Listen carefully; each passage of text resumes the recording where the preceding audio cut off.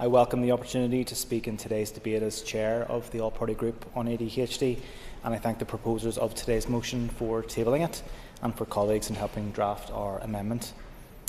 Principal Deputy Speaker, I cover infrastructure and policing for the Alliance Party, but I've always felt a real sense of injustice taking place against the ADHD community here.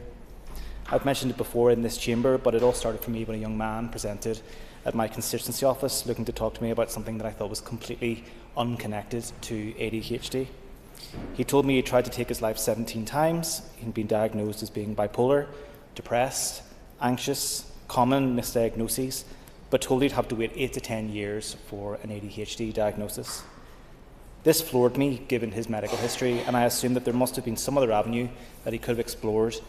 But then I started to look into it, and the more I did, the more I found lengthy and inconsistent waiting lists, numbers that one GP told me are essentially a guess and plucked from thin air, postcode lotteries across Northern Ireland, people self-medicating to cope with how ADHD manifests itself in their lives, higher rates of suicide, being forced to go private and pay significant sums of money, and then again for monthly access to medication, and then the real kicker for me, having your GP decide they're withdrawing access to medication that has been described as life-changing and transformative by constituents, and choosing to withdraw from shared care, setting a timer for when your life will start to go backwards.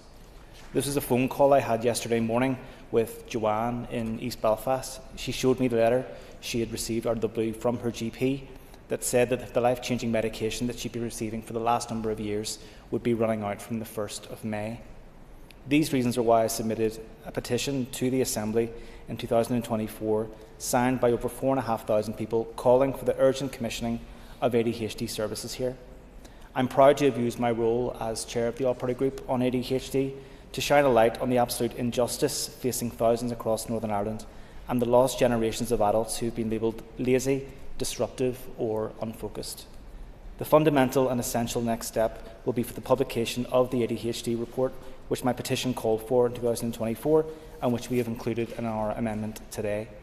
It will tell us what the level of ADHD services would be, what a commissioned service would and could look like, and what resources it could take to deliver them. We in the All-Party Group on ADHD, and certainly alongside the Secretariat, ADD and I, we are desperate to read this report, to have something to aim for and to give the community hope that change is coming. At present, we are in limbo, with many forced into paying for life-changing and transformative care in a service that should and must be commissioned.